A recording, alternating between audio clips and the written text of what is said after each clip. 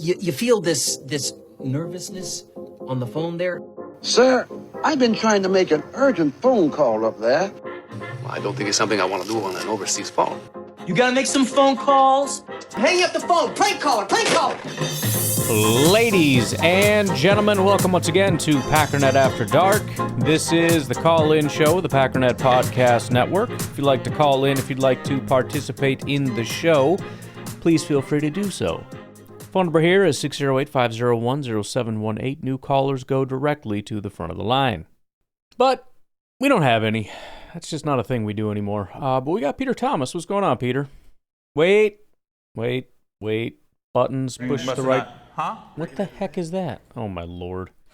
That was comedian. Freaking Twitter started playing. Here we go. This is Peter, not the other guy. Ryan, hey, it's Peter Thomas from Milwaukee, giving you a quick call. What's up? I know you've been doing a lot of work on that AI music generator of yours. Coming up with some pretty... I honestly was just thinking, I usually do, but I was just, as I was getting started, I'm like, I need to do a song today. But usually by the time I get done, I'm like, I'm done. I got to do all the uploading crap. Let's just be done, you know? But we'll see what kind of inspiration Peter Thomas gives me here. Cool beats and raps for a lot of our new draft picks. Hey, I wanted to throw you an idea. I got to do some orchestra for Peter Thomas, you know what I mean? By the way, it's been a lot of rap because it's like highlight videos, and it just works. There's just something about it. It just fits really well. You could probably get away with rock, but I've tried it, and it's like, I haven't found the right thing yet. But that's the reason. If there's a lot of people listening, like, why is it freaking rap every single time? When you get to John Williams, why don't we use the Darth Vader theme from Star Wars by the composer John Williams? Dun, dun, dun, dun, dun, dun, sure. dun, dun. Anyways, just an idea. Go Pack. Is that the guy that is like massively legendary? I think it is. He's done he did everything. He's done. So we got Schindler's List, Indiana Jones, Star Wars, Jurassic Park, Jaws, E.T., Home Alone, everything. So yeah. I don't know much about, that your area there, Peter, but I know me some John Williams, and I have appreciated the living crap out of that guy for creating some of the most legendary things. I mean, you didn't even have to do the thing. We all knew what it was, Although Star Wars has a couple bangers, but I mean, we knew because that guy's such a legend. What else have we got here? Harry Potter, obviously. All the Star Warses, all the Harry Potters. They're all just big movies, you know what I mean? I think if it's not like a big movie, don't do it. And even you wouldn't think of Home Alone as a big movie, but think about the music in Home Alone and tell me that's not just take Home Alone and just be like, what if it just had some music? No, that's not Home Alone, dude. That music is my childhood. Don't mess with it. The Patriot, Indiana Jones. I've watched one Indiana Jones when I was real little and didn't really get into it, and I've never watched it again. But even I know Indiana Jones music. We all do. E.T., legendary. Superman, good Lord. Jaws. I mean, these are things where somebody could play it and be like, what is this from? And it's like, what do you think, I'm stupid? Jurassic freaking Park, man. And Schindler's List, too, is incredible. I mean, it's incredible for a lot of reasons, but the music in that is glorious. Saving Private Ryan. I mean, it's just... If you're making a movie and he's not doing your music, why are you trying? I mean, you're clearly not trying, but why bother? I don't think it can be a legendary movie. Maybe you can do a mob movie. I don't see any mob stuff in here. That's all, it's a different genre, but it's not going to be big, In fact, it looks like 2024, there is a movie called Music by John Williams. So there you go. Anyways, fair point. I do have the ability to upload music, but if it identifies it and recognizes it, it will flag it. One time what I did, and I don't even remember what song it was, I just slowed it down. It's not that, I mean, you could probably do it just very, actually, you know what, I tried it very slightly and I still caught it, so I had to slow it down quite, but it's still a recognizable enough thing, so I bet I could do it with that as well. It's just a question of, is it better slowed down or sped up? Dun, dun, dun, dun, dun, dun, or dun, dun, dun, dun, dun, dun, dun, dun. I don't know. Don't know the answer. I'll try both, see what they come up with, and I think we're going to try it. I think we'll try it. We'll see how it goes. Beer Cheese, what's up? Hey, Ryan. Beer Cheese Benny here. Listening to Packernet After Dark, and Kyle from Madison called in talking about the swag of Matthew Golden. Mm-hmm. And let me tell you something, man. I'm surprised I didn't see anything about this either, but when I saw him walk out there, I immediately know that he's going to be a freaking star in the NFL. It's about damn time we drafted a guy that just has the effing swag and is iced out and just looks like a total gangster, man. Like, I'm tired of drafting these guys that are all like nice guys. Oh, I'm just going to wear a t-shirt and a suit. Like... Hey, Brett Favre and those jorts worked out pretty well, you know what I'm saying? I don't know, dude. It seems like those kind of guys, like, they always end up, dude. They just always end up being good, man. It's nice the Packers kind of did that, man. I mean, I guess it's not Well, it's kind of like the John Williams thing. Like, you can make a good movie, but can you make a legendary movie without him? I don't know. Can you get a Hall of Famer if he's not a Hall of Fame wide receiver if he doesn't have some swag to him? I don't know. I'm just asking questions. Wait, I guess they didn't really know he was going to dress like that, but still, you get what I'm saying? I don't know if anybody knows what I'm saying when I say that, but yeah.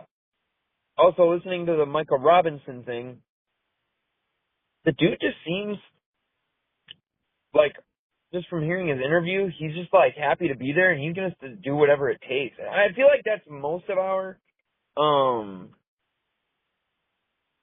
guys that we picked. It's just like they are like exceptional workers, like have exceptional work ethic.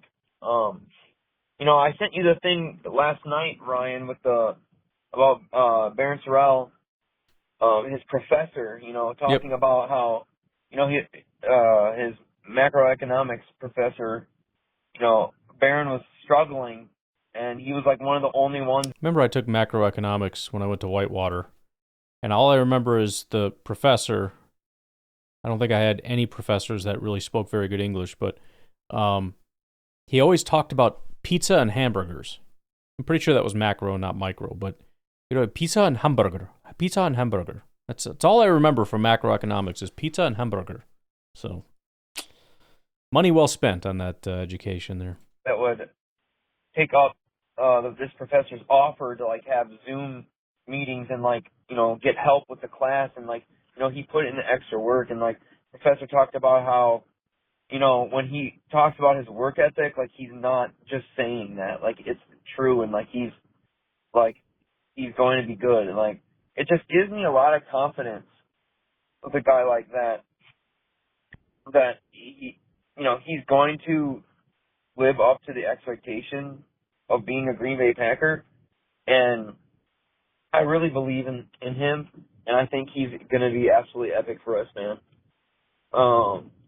But yeah, Micah Robinson, I can see him just being a special teams guy. Unless somebody goes down, he'll have his time to shine as a defensive back. So we'll see, bro. Cannot wait for preseason, dude. I usually don't watch it, but I'm going to this year. Yeah, this is the year. And by the way, that's always been a thing for me where it's like, I'm so excited for preseason, then you watch it and you're kind of bored. I feel like the last couple years, I have really not been super bored. I am genuinely excited to watch all these guys. And part of that really just gets down to really getting to know them and appreciate them and just get excited about who's going to be that guy, There's always a little bit too much reading into stuff. You're watching people play third string guys or whatever, and it's fine. But no, it's a good time. We'll see. It's also kind of fun to see, like you're talking about, who are the guys you're betting on, Usually we all kind of fall into the same camp, or a lot of people have like one guy that they like, but it's interesting to hear who everybody's kind of betting on going into training camp and whatnot. So make sure you drop that down. Let me know who you're getting excited about, who you think is going to be the surprise. I don't really have anybody yet. I don't think I do. Maybe I've said it already and I sound stupid. But I don't think I do. I'll have to think about it. Hey, Ryan, Denver from California. Yo. So looking at the Lions, diggity. they have a revamped secondary. They switched out a bunch of corners. Mm-hmm. They had to switch out their defensive coordinator. They had to switch out their offensive coordinator. You look at the Vikings, they had to switch out their entire secondary. They had to switch out half of their defensive depth, basically half of their defensive line. They have new starters, old starters. All right. You look at the Bears, right? Something that you look at for 2024, the Bears' offensive line per ESPN pass block win rate, 15th. You look at the Bears' PFF pass block efficiency, 20th. It doesn't sound like a horrible offensive line.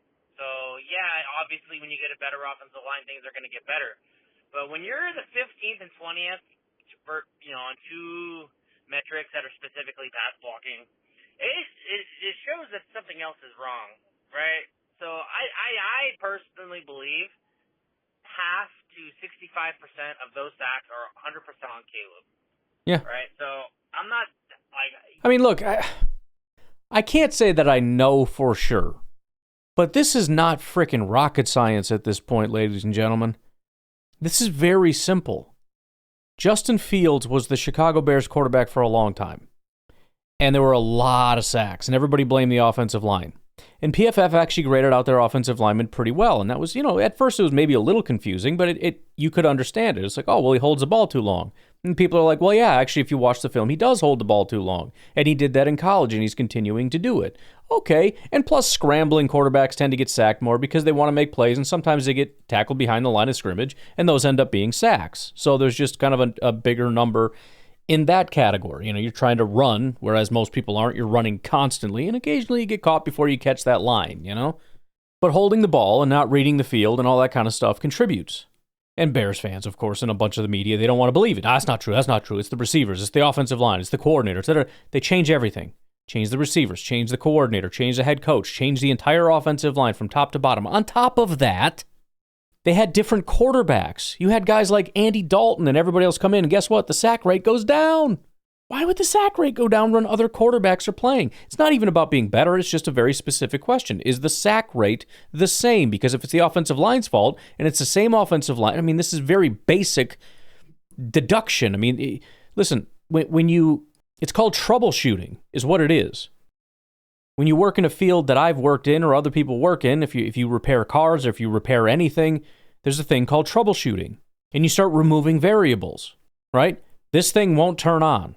Okay, let's go check the power switch. Flip that on and okay, it's not that. Let's check the outlet. Go get your digital multimeter. Plug it in. Does it have power? Okay, it's not that. Let's check the power cord. Plug the power cord into the wall. Take your multimeter. Go to the other end of the power cord. Are you getting any power? No. Then it's your cord.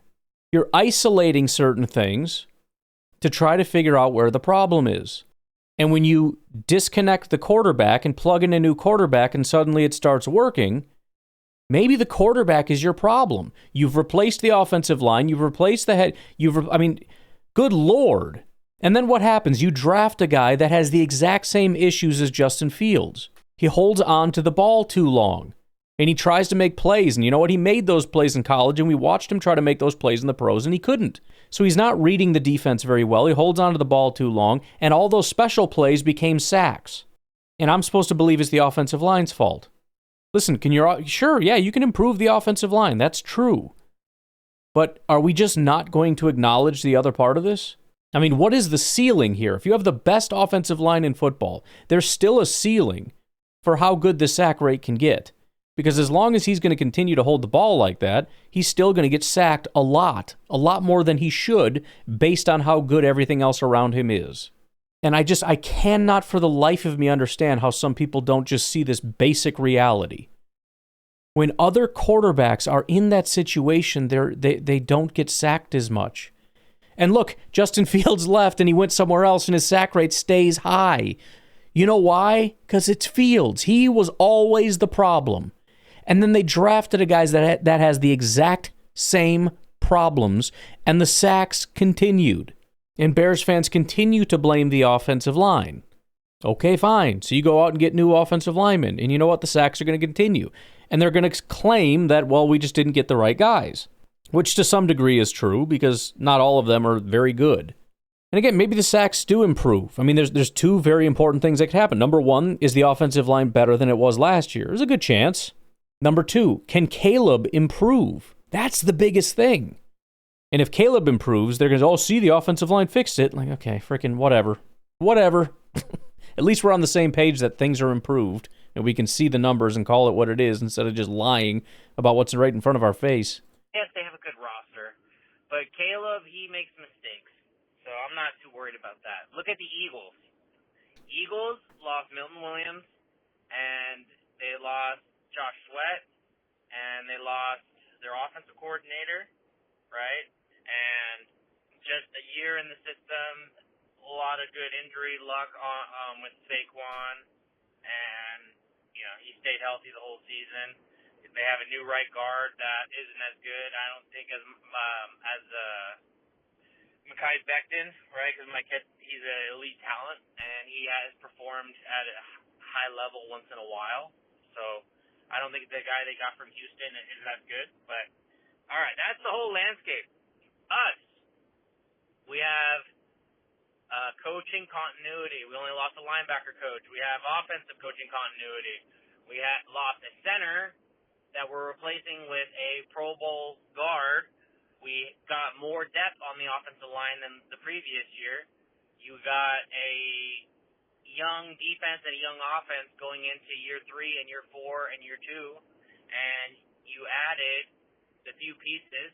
It's like, this looks like 2014. This looks like 2020. This looks like 2011, where the roster rounds itself out, and you got these juggernaut teams. Like to me, this is straight up 2020, where going into that season, everybody's saying the Packers don't have it, but I'm just like, how do we not have it? Yeah. I really am pumped about this season because I'm going to call right back. I will let you continue uninterrupted. Because this is one of those times, because everybody wants to act like the Eagles last year were this powerhouse team, right? But really what it is, it was a time where you had all these contracts all come together at the same time, and you have this roster that had a bunch of overlapping talent that's at that break point. So who did they lose? They also lost Darius Slay, right? They lost Milton Williams. They lost Josh Sweat. They lost 3 high-end contributors, okay? They lost a well-performing guard, a really large man at right guard is gone now, all right? And they replaced him with somebody that I don't believe is as good. But that's 4 guys, right? We lost, yes, TJ Slayton, per ESPN run stop win rate, he was the #1 run stopper. I'm going to miss you, TJ Slayton, all right? But I don't believe you were the best character guy. You're getting in arguments on the sideline, right? So it's like, the production, it's hard to deny the production, but we can replace a run stop. I will deny the production all day, every day, and if you ever come to me with an ESPN stat, I'm sorry, completely ignore all of it. It doesn't seem too hard if you just get a big man and put him in the middle. Josh Myers, he's probably the 25th center, right? I'm not gonna. I think PFF's a little wrong when they say he's probably 30th or something. I don't know exactly what he's at. I think I value pass blocking a little more than PFF does, so I'm gonna say he's somewhere between 25 and 20, right? But I believe Elton Jenkins could be a better center. I believe Elton Jenkins goes down. We have somebody on the roster like Jordan Morgan or Sean Ryan who could perform as good as Josh Myers. So we got better everywhere. Like, what do we not have to be the NFC people? All right, it's perfect. We're under the radar. Everybody's talking about the Lions who just lost Ben Johnson. They just lost Aaron Glenn. This is our moment. This is 2020 where we have the best roster. We have a more complete roster, I believe, because we have the running game. We have everything you can think of. I know we have the running game in 2020, but this defense, I really believe this is our time. And we've been so close so many times, but you look at everything we were saying last year about how good our team was. This team is more complete because it's solving those answers. And as long as they can figure out the offensive identity with these new pieces, this is going to be special. And I want everybody to be on notice.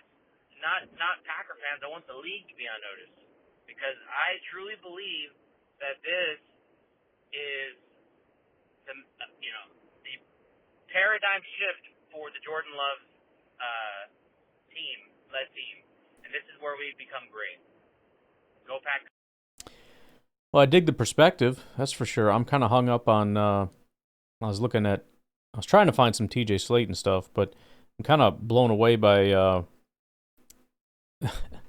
so I guess one way I could summarize this is, according to PFF, stopping the run is just not really a thing, or at least being a good run defender.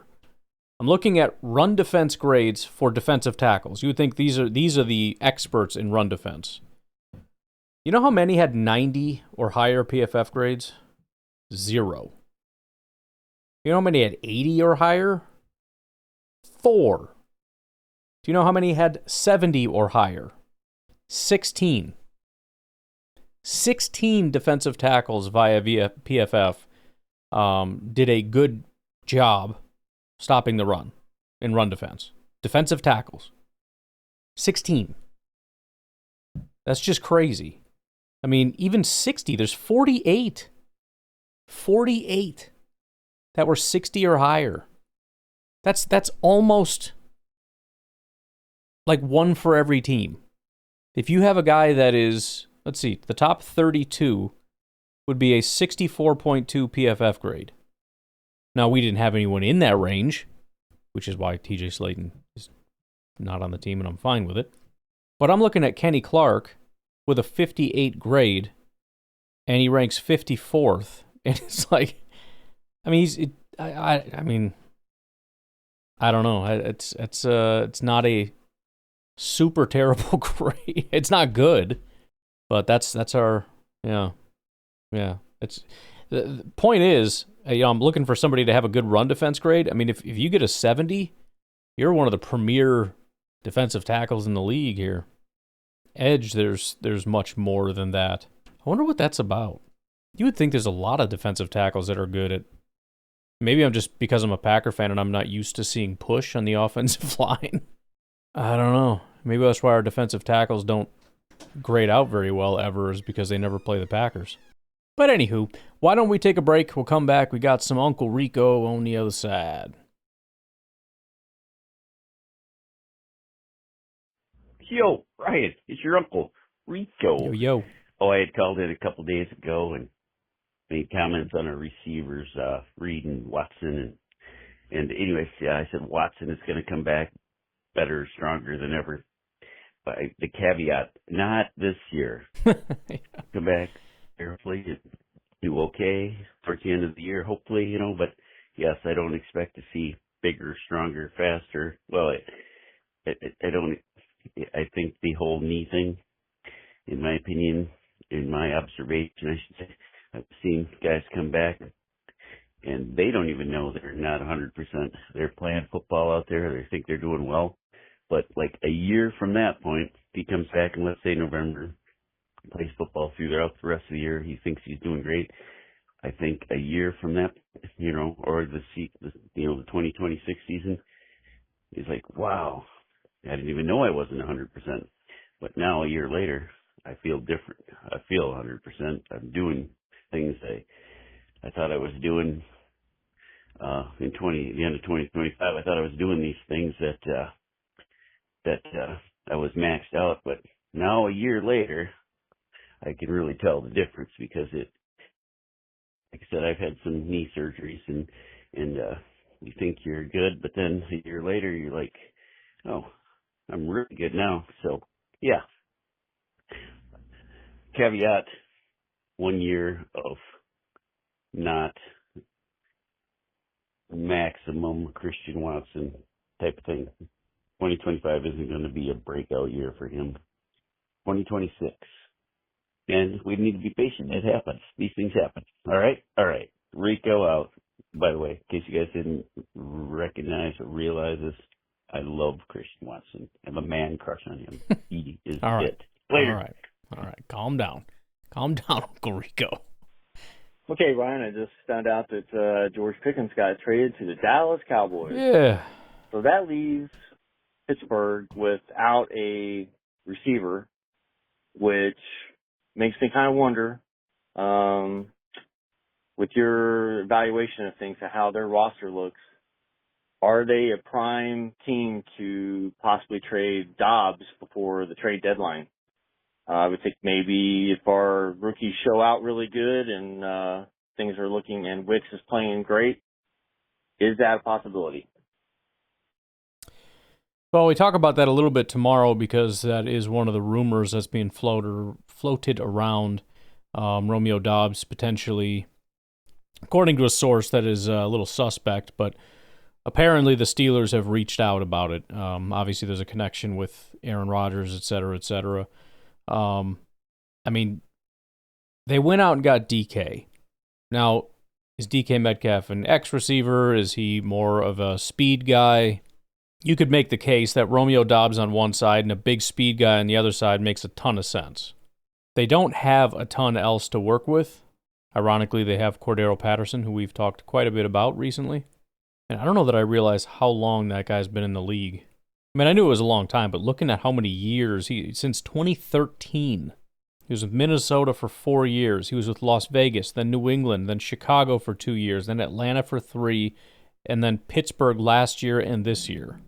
Guy's just a mercenary. I don't know. I mean, it's a tough sell. You're trying to fix this wide receiver room, and you start cutting yourself off at the knees a little bit.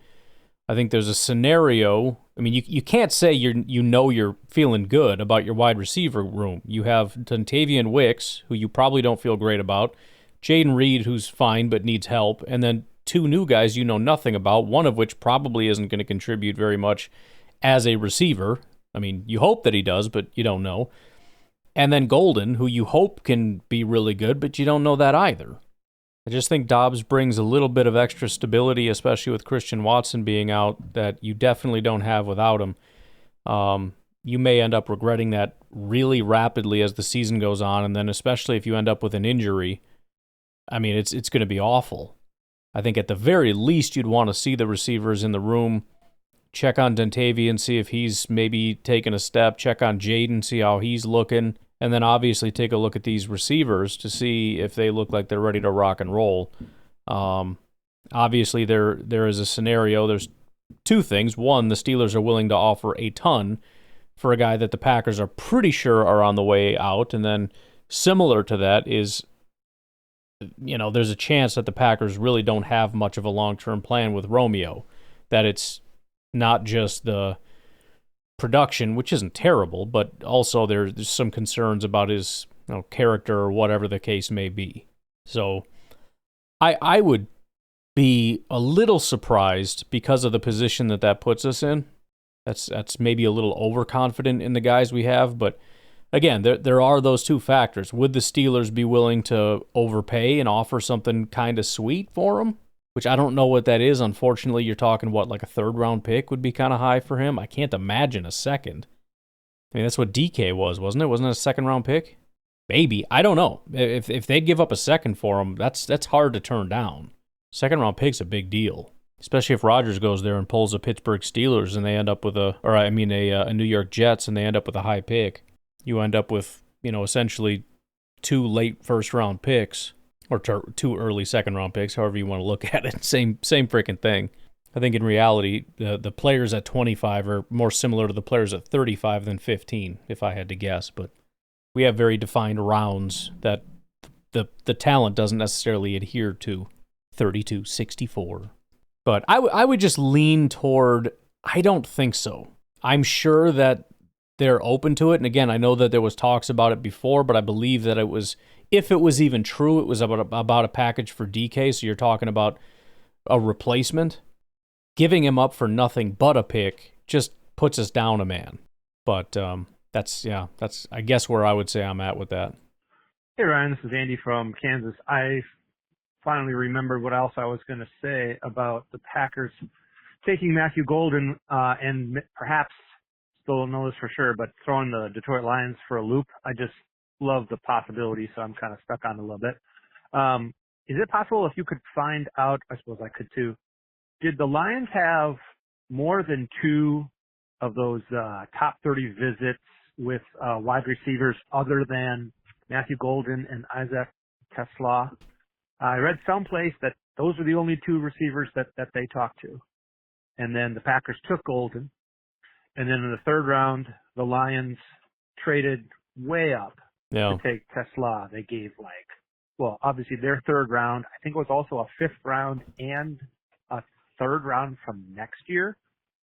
And I want to find out that that's true. I want to find out that the Lions did such little research and looking into wide receivers, and they were so sure that Matthew Golden was going to be there that we took him, and they ended up overpaying. Not necessarily overdrafting Tesla. Not sure if that's going to be a good pick or not. You never know. But certainly, paying 3 picks to get him is a lot. 2 extra picks, obviously. Secondly, is there anybody who's going to do like a 30 for 30 type of style, short documentary on Baron Sorrell? Just the stuff that you played the other day, and just him around the green room. I'm also kind of stuck on that story. That's kind of 30 for 30 material right there. Yeah, that's cool. Thanks, bye. Yeah, it's a cool story. It would definitely be something worth watching. As far as I don't know. I mean, I see that they met with Tesla, as you call him. It's probably correct considering the way that they unnecessarily spelled his name. I just did a quick little AI search here. I'm not really sure that I would trust it. I could do more in depth, but again, you know how this thing works. That's for a tomorrow podcast, not a tonight podcast. There has been. I mean, I don't know about the confidence factor that they were pretty confident that he would fall, but I believe somebody else called in and talked about how it felt like there was a collective, what would you call it, groan from the teams behind us when we took Matthew Golden.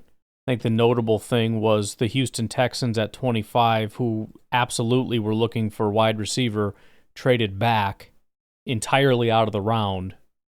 Again, just a couple picks. The Rams also at 26. So the Texans and the Rams following us just said screw it and left the round. It's not for sure that that's Golden. I strongly suspect that the Texans would have stayed if Golden was there.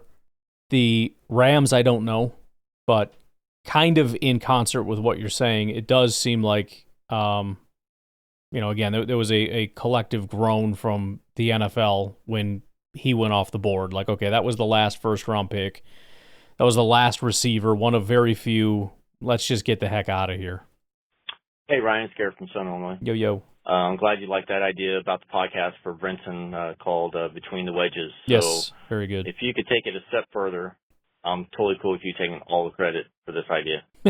Take AI and put 3 people's faces, one yours on the left with the cheese head, then Brenton's, and then your son's on the other side of him with the cheese head. Between the wedges. And then have the title Between the Wedges, so he has something as an example to go by. That's good. Of how he, every time he has a guest on his show, he can superimpose their face there next to him, showing kind of representing the name Between the Wedges.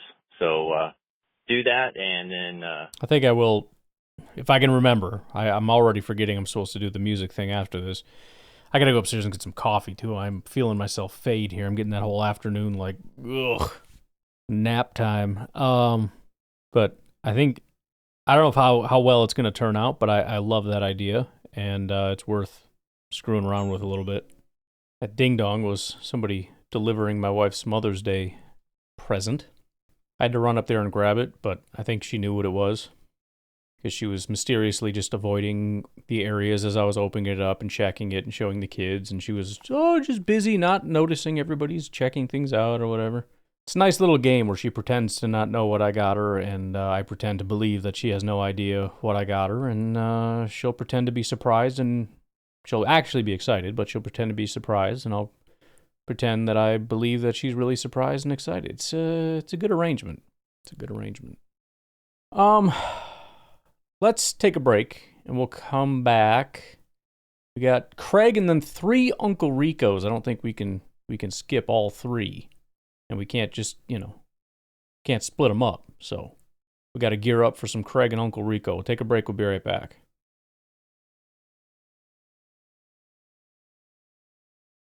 Hey, Ryan, it's Craig from Indiana. Hey. Couple things.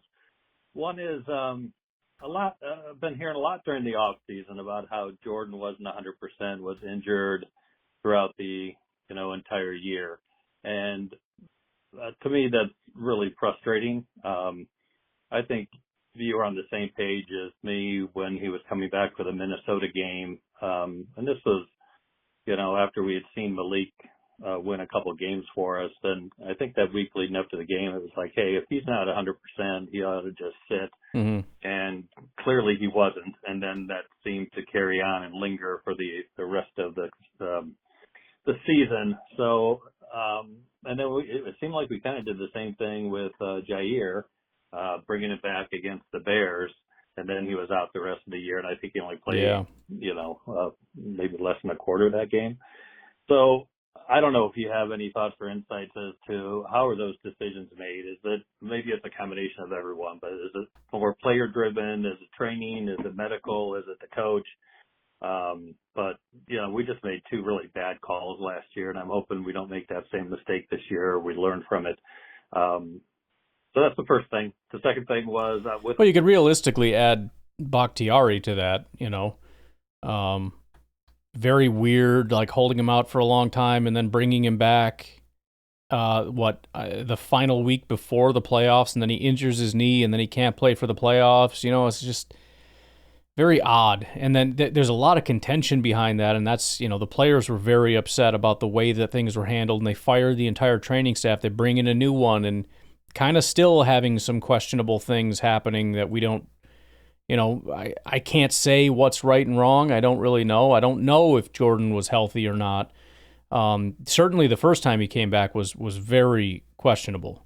I mean, not the first, you know what I mean? The first game that he came back was very questionable because he, was not able to put weight on his leg, and it was a last-minute decision, and he hadn't been practicing, so they didn't know that he could.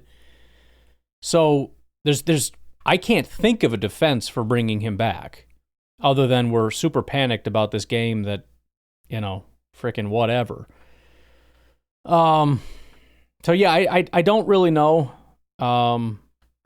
It's hard to speculate. I don't know if other people have theories on it. It's weird because it seems like the team is frustrated, for example, with Jair, but also, I mean, are you mad at him for being frustrated with the way that you guys mismanage stuff? And I understand if it's a feeling of you can go, you're able to play, but you're choosing not to. But at the same time, we've seen him come back, and then he's out right away. So it's like, okay, I freaking did it your way, So I don't, it's hard to know or even comment on it without really understanding the dynamics of what the heck is going on, but there is a problem. And firing your entire training staff is part one, and Gutekunst saying that there's been a lot of frustration with the injuries, and all the injuries to a lot of different people. Just as an example, and to be fair, specialists are specialists for a reason. You can't necessarily expect your training staff to be specialists in everything. But the fact that we've had these recurring injuries over and over and over and over and over again, and we have to send them off to Madison for them to be like, oh, here's the problem, and here's what you need to work out your legs. You got to strengthen or compensate this, that, or the other, and then you're fine. And we didn't have, Christian got hurt again, but it wasn't the same recurring injury. It was something completely different. So as far as I'm concerned, the issue that he kept having was fixed. Now, you can't really predict jacking up your ACL. That's not something you can necessarily, I mean, maybe you can kind of do something to train it, but we got these recurring soft tissue, hamstring issues with these guys, and we have to send them off to specialists. It's been years of this. And our training staff, which I'm sure there's a lot of them, and they have great degrees, and they're, they don't know what to do. I don't mean to rag on them too much, but I don't know. I don't really know, but it's a problem, and it seems to be kind of an issue in terms of the players. The players should trust the training staff and the coaching staff. I think that that's important. I think there should be a feeling of the player always wants to be there for their team, and it's up to the team and the training staff to determine when is the right time to allow them to play. And it seems like a lot of guys are being given green lights, and they're like, all right, let's go. And they get out there and they get hurt again. And it's like, I kind of trusted you a little bit that I was ready to go, and then I got hurt again. It should never be on the player to have to say, I don't think I'm ready. I think you're wrong, and I don't want to go out there. And I don't think the players want to be in that position. I think players want to be like, I'm going. Let me out there, I'm going. But man, they're kind of getting screwed a little bit with this situation. And it's not the training staff's fault that these guys keep getting hurt, but it is potentially, seemingly, their fault that they're not able to come back in time. I mean, it seems like it takes a very long time for guys to come back, if they ever come back. How many times have we been like, oh, maybe by this week, or like, okay, and then also it's like, okay, so they're just never coming back. Great. And again, we could blame the players because maybe they're doing it, but at the same time, whenever we see them come back, do they ever seem healthy? How many times do they re-injure? How many times are they clearly playing hurt? Which is, sometimes people play hurt. I get that, but it's very weird, and I feel like there's so many variables. It's hard to really hone in on what specifically is going on, but there's definitely an issue, and I do think it's very important for the Packers to figure it out. And I think it's important for the Packers to be in a position where they're the ones restraining the players, and they don't let them out there until they are ready to go.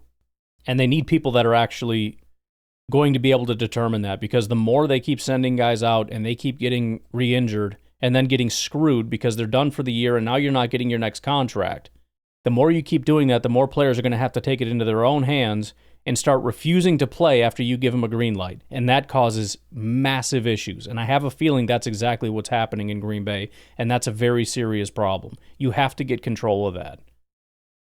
Oliver, and drafting him, they keep talking about how he's a pass rush specialist. Yeah. And I know we're not supposed to read into things too much with the draft, but I just wonder what that's telling us about either Gary or Van Ness, and I would think more Van Ness, because if it is a passing down, or we're not probably pulling Gary off the field, so are they saying they just don't know what Van Ness can do, or they're giving up, or it's just insurance getting Oliver, or do we do something with the three of them on the field during a passing down? Just any reactions you kind of have about that, but it doesn't seem to send a great message about our first pick, Van Ness, when we're bringing in a guy who possibly is coming in on all the passing downs. So anything you have to share on that would be great. Keep up the good work. Take care. Bye. Well, I definitely don't think he's going to come in on every passing down. I think they're going to have a lot of different packages. I think that it's going to be, they rotate a ton. We all know that it's a constant rotation. I think it has less to do with he's going to be out there for every passing down and more to do with he's only going to go out on passing downs. So, when people get rotated in and how often and all this stuff is going to be up for debate. How often is Van Ness or Rashawn or Oliver or anybody else going to be on the field is going to be a question.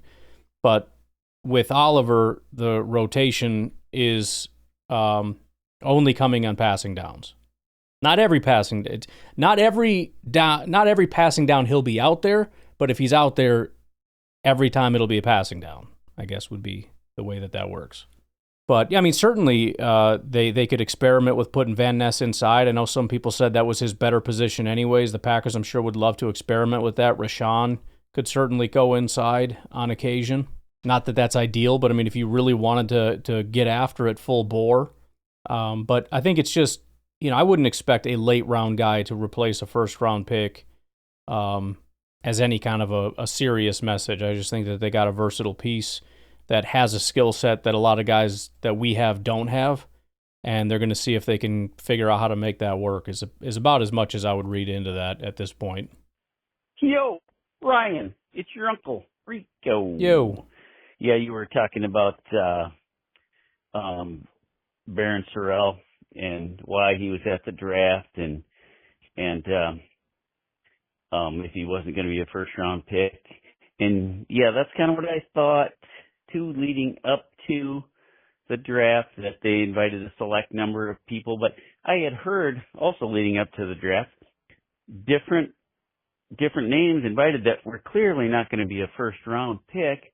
So I was kind of confused on who gets invited and who doesn't get invited. And, yeah, baffled about that. So I don't know if you found out. I'll keep listening, of course.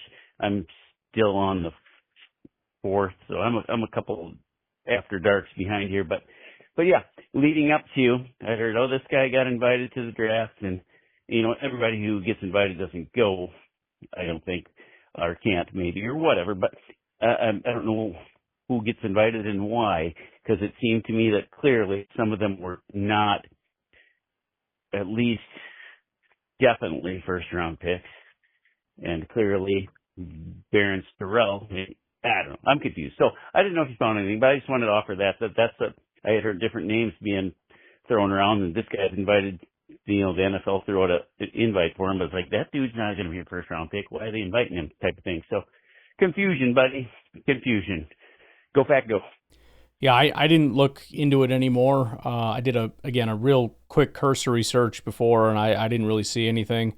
I kind of had AI regurgitate to me what everybody else was saying about, he was invited, and he said he wanted to be there, and he wanted to check it out, and it's like, okay, but the hell is he doing there? I don't know.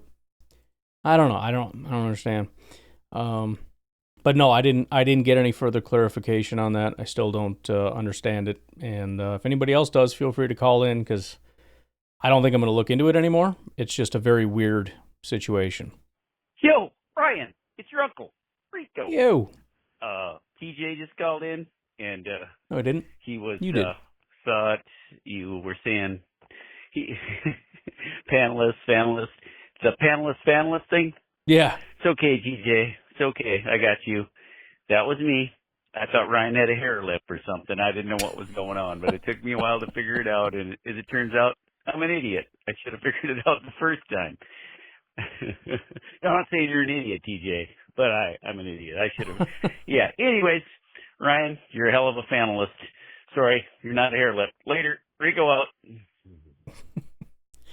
Yeah, I'll have to, I guess emphasizing the F isn't going to make a difference if people just think it's some weird speech impediment, you know what I mean?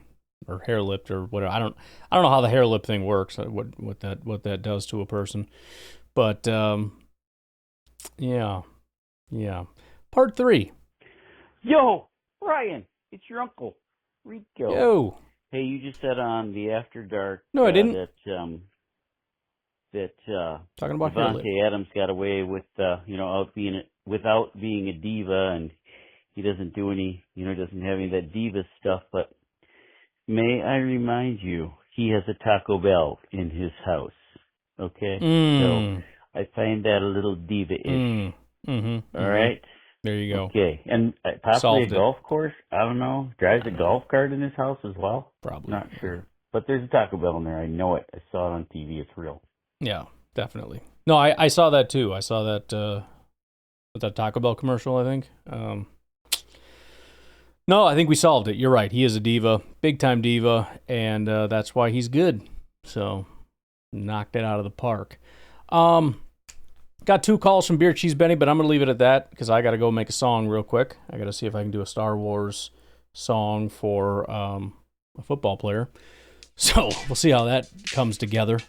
You guys have a good rest of your night. I will talk to you later. Have a great one. Bye-bye.